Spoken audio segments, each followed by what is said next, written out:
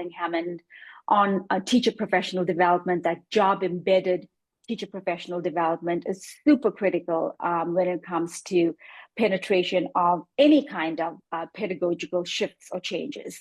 So in Tanzania, for example, and in Malawi, we've been seeing peer professional learning networks, and they call different things: communities of learning, teacher learning circles, peer learning networks. But they're really opportunities for teachers to work together with their colleagues to navigate some of the challenges that they're facing with EdTech solutions. In our space, we often talk about student-centered learning. I'm going to always also advocate for putting teachers' needs at the center and really thinking about really prioritizing professional development and recognizing again that there's no piece of technology that can really replace the art of good teaching and pedagogy. So really important systemic or structural area that I think needs to be raised. I have a few others, but I think I'll touch on very quickly affordability and sustainability. It comes up a lot. See it as a structural barrier. A significant number of digital learning initiatives in government schools really rely on external funding, making them very difficult to sustain in the long term. That said, with our work on digital learning strategies and thinking more carefully about the components of a plan and a strategy, we're also seeing more decision makers really plan for the future a little bit more and really embedding EdTech solutions into their national education strategies that are sustainable, or that there is a way of continuing that investment. We've also learned that many initiatives struggle with what I call the hidden costs of a technology intervention. These costs range from things like teacher professional development that I just mentioned, content adaptation, curriculum alignment, device maintenance, connectivity, of course, which, if these items are not accounted for, can lead to programs being financially unsustainable. Or frankly speaking, inaccessible to our marginal learners in low-resource communities. So I definitely think there's still a need to ensure a deeper understanding of total cost of ownership to sustain EdTech, as well as a comprehensive understanding of cost effectiveness and the methods for assessing cost effectiveness that relate to learning outcomes. So again, just another huge plug for thinking very carefully around the issues of sustainability and funding.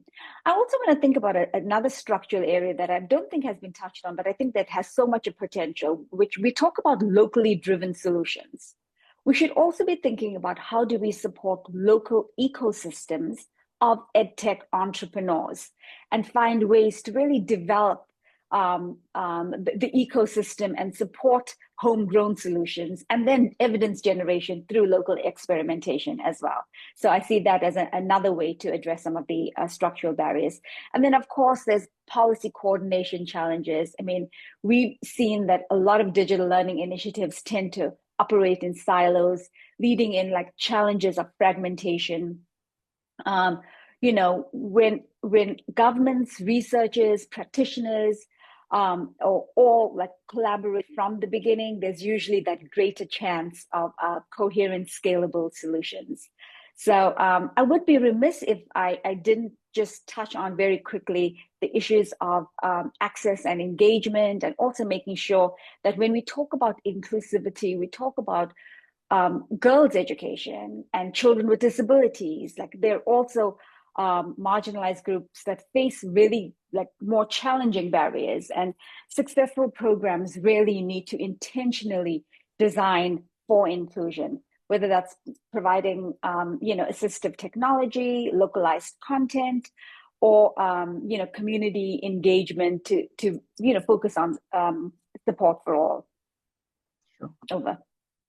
Sure, thank you, Verna. Just some really critical systemic issues you've really raised, some of which we've known for so long, And the good news is it looks like it's traveling to ecosystems, and some of those lessons are being applied, certainly in some of the examples that you raise.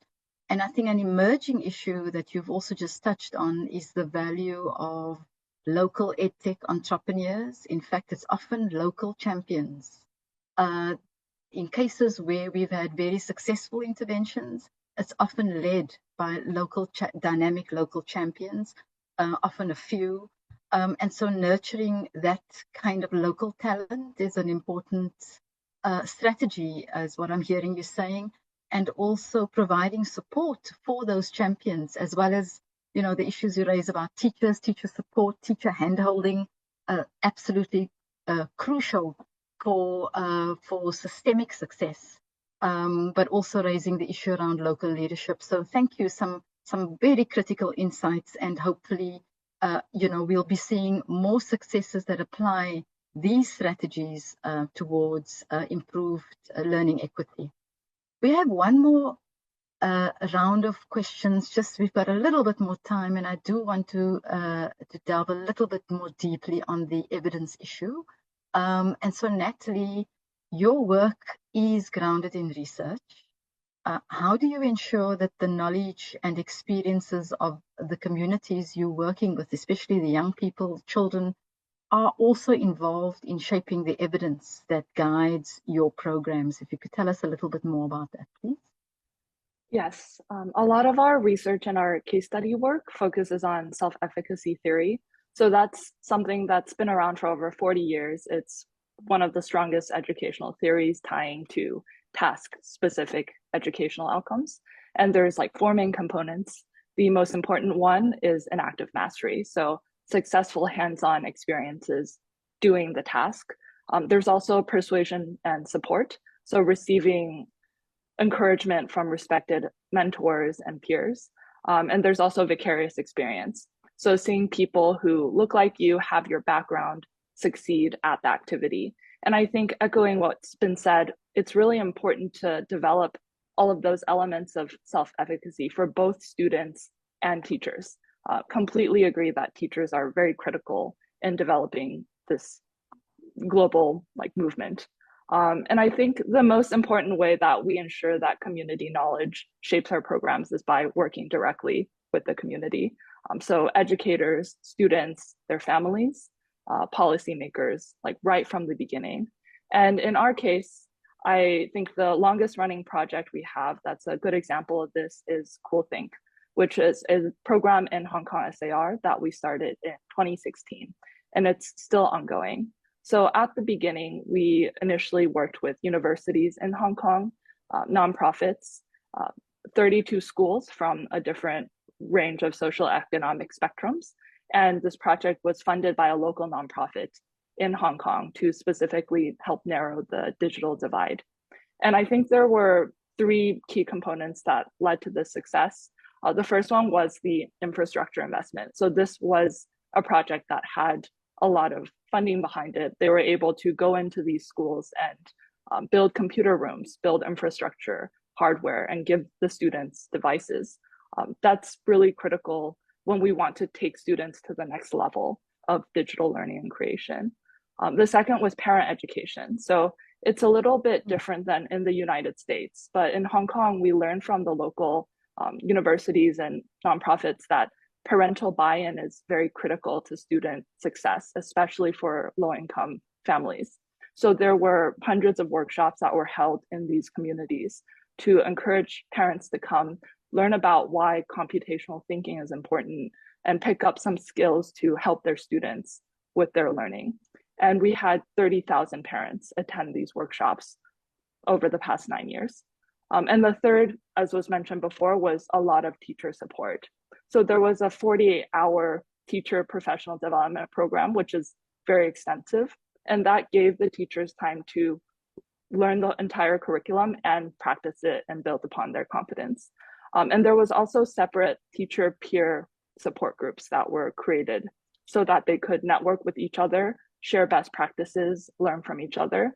And although this was initially seeded by the program, eventually it became completely teacher-led and teacher-driven because they saw the value in engaging with each other and learning. And they would also pull in teachers who are non-subject area teachers to kind of encourage them to include the digital skills in their practices. And of course, research was a huge part of this. We created scales and instruments to assess both teacher and student outcomes. So problem solving in general and computational thinking. And in the first few years of the project, we only had 32 schools, but we were able to implement these scales and gather data from participating schools and non-participating schools. And we found that the program had a 200% improvement in general problem-solving skills for the students compared to the control group, and over 20% increase in computational thinking concepts. So we were able to show that data to other schools in Hong Kong, to the Education Bureau, and eventually more schools would join because of this, like the power of the data. And last year, or I think 2 years ago, the Education Bureau actually took on the Cool Think program to be a part of the formal curriculum for primary 4th through 6th. So it's now in 100% of public funded schools in Hong Kong. Excellent. A really great example of evidence-based policy and practice, and that it's also reaching policy decision makers, the examples that you gave. And I think that that's very encouraging and very instructive, particularly in terms of the way you've designed your intervention that has enabled us to have this experience in Hong Kong. Thank you for sharing that. Verna, tell us a little bit more about how the EdTech Hub, having been at the forefront of promoting evidence-informed policy and practice, how you actually ensure that the evidence that you generate is not only robust, but is also reflective of the diverse needs and realities of the communities that you are working with. And tell us a bit about the challenges you face in developing an evidence-based approach to digital learning design. Over to you. Absolutely, Shafiq. I'll try and be quick, recognizing that we're almost at time. I definitely referenced earlier our collaborative approach, the fact that we're embedded in a lot of the countries that we work in. The items that I think I will focus on for this segment is really, again, thinking about like the diversity of methods that we use in our research studies, and recognizing again that when we started down this path about 6 or 7 years ago, randomized controlled trials were the gold standard for some of the research studies. And these are really hard to and expensive, and they take a long time. They require big sample sizes, power calculations, etc. So our research portfolio has a little bit of a few different types of methodologies to make sure that we are generating robust research.